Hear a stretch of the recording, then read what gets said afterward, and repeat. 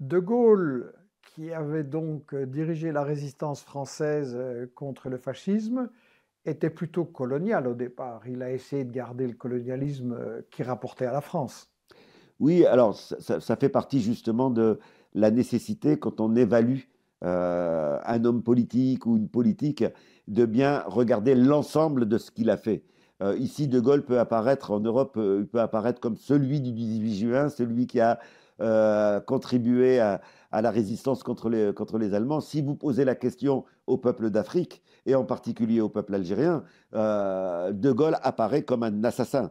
De Gaulle apparaît comme celui qui a ordonné des politiques de répression et des politiques de bombardement au napalm, etc. Bref, De Gaulle doit être resitué dans l'ensemble de son contexte. Pour nous, en Algérie, et pour le peuple algérien, et pour tous ceux qui connaissent la colonisation, De Gaulle est partie intégrante du projet colonial et de sa répression. Mais finalement, il a compris que c'était perdu et malgré l'OAS et le terrorisme français, il a reconnu la défaite.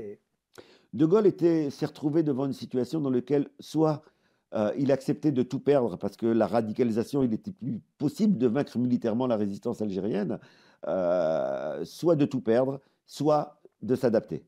Il a donc décidé, pour maintenir un certain nombre d'intérêts économiques, de négocier avec les résistants. Il a négocié quoi? Il a négocié la possibilité pour l'État français de continuer ses essais nucléaires, qui étaient pour la France une dimension qui était au cœur de ses préoccupations, puisque c'était ce qui permettait à la France de rester une grande puissance. Les résistants algériens ont accepté cette condition parce que pour eux, ce qui était essentiel, c'était l'indépendance. Ils l'ont accepté pour un temps.